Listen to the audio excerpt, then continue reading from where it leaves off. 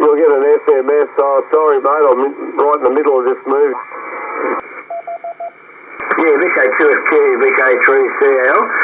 If you're using an RTL with a laptop computer, then it helps a lot that you have a mouse like this that I got from a charity shop for $2 to help with the tuning. Otherwise, it can be quite frustrating. However, you can do even better. I will pull the mouse apart and make a dedicated tuning mechanism ideal for use with software-defined radios. The first battle is getting the mouse open. Often screws are hidden behind labels. I tried removing this one and no go. So maybe it's this. And sure enough, it was. I've unscrewed the mouse from the housing, and so we've just got this board with the electronics. And if you look at its functions, left mouse button, right mouse button. This is a bit from the sensor that senses when you're moving the mouse around, but we don't actually need that function, or at least I'm not going to use this function, because the main thing we're interested in is this wheel, which tunes the radio, and you've also got a switch here, so we're going to keep that. And then there's the left and right switches for the buttons for the mouse.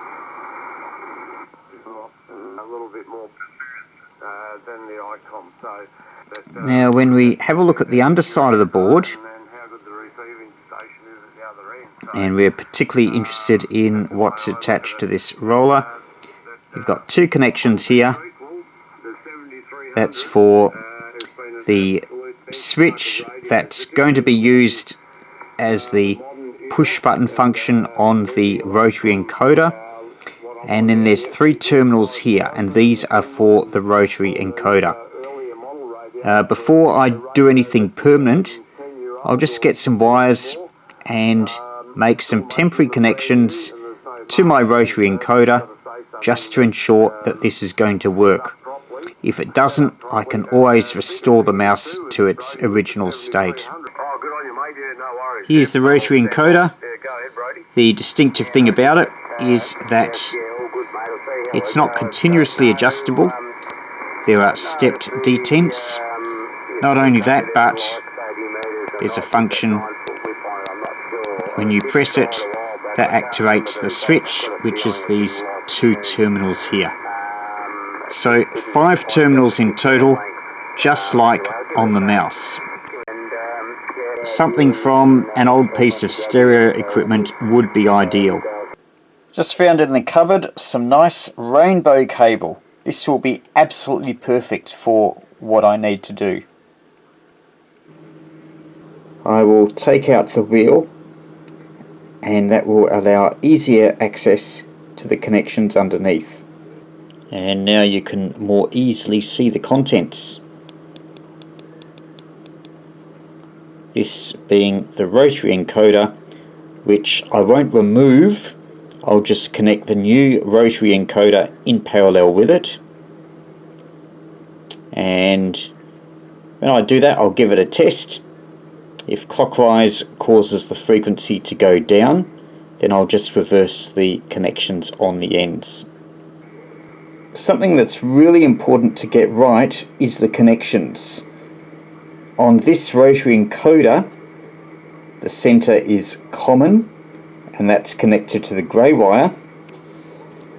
But then when you look at the connections on the mouse board, you'll notice that I've had to flip 2 of the connections.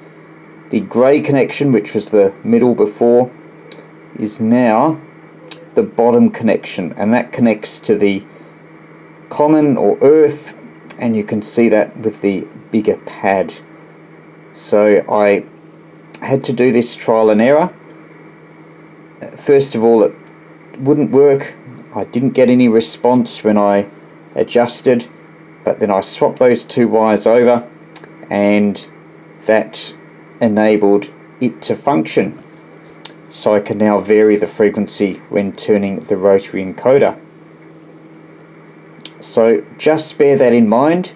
You can see circuits of mice online, or, well, there's only 3 connections, so it shouldn't be too hard to eventually get it right. I've removed the mouse's encoder, and the bonus of that is that underneath it there are markings on the board.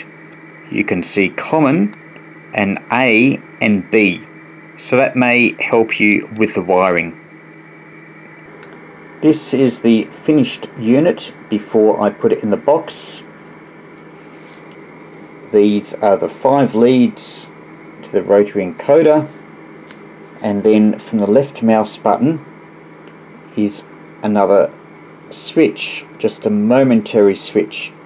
I didn't do anything about the right mouse button, as for SDR sharp it doesn't seem to have much of a useful use. All I need to do is to plug it into the computer, verify it works, and then find an enclosure to house this a bit more neatly. Something I found with the mouse that I had was that the tracks are very fragile. It's very easy to break them with the heat of a soldering iron.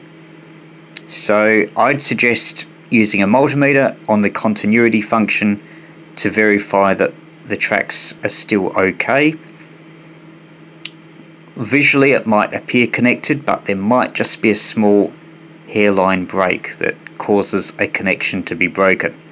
In this case I'd broken 2 tracks, so I've put some extra wire there to provide the missing connections. When I did that, the tuning worked again. Here's the box I chose for my rotary encoder mouse. It's the smallest common type of plastic box that you can get from suppliers. Dick Smith used to call them zippy boxes, jiffy boxes, or whatever. Just a small plastic box. You could probably make it smaller if you really wanted to. But anyway, I've just got mounted the rotary encoder there, and just underneath the board the push button switch, and I've made a small cutout for the lead to the USB. H2855 is the Dick Smith catalogue number if you remember it, and note 7-digit phone numbers there.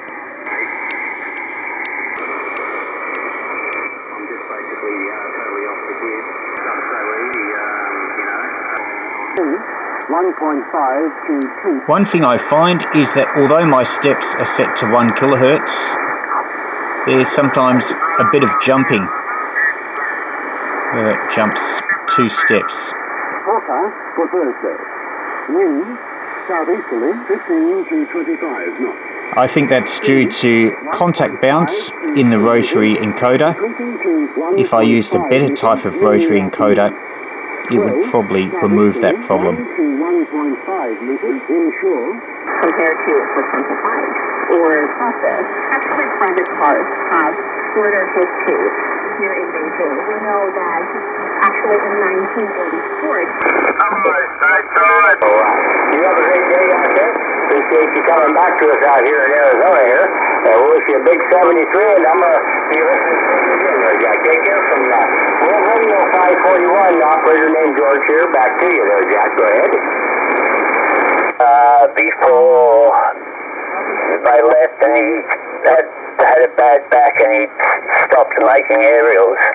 I hope you know what channel you're on. You're on the Super Bowl. Overall, this is an excellent addition if you have even the slightest bit of interest in using software-defined radios. The ability to tune across the bands makes it a lot easier with the rotary encoder than with an ordinary mouse. And just for the price of a second-hand mouse, a rotary encoder, a switch and a plastic box, you too can have the benefits of much easier tuning. Do you want to get the most from your portable QRP operating? Good Antennas is a great place to start.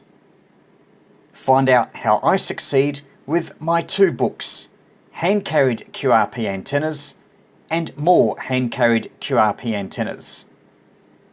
They're big sellers with favourable reviews from all around the world. To learn more, visit VK3YE.com or search the titles on Amazon.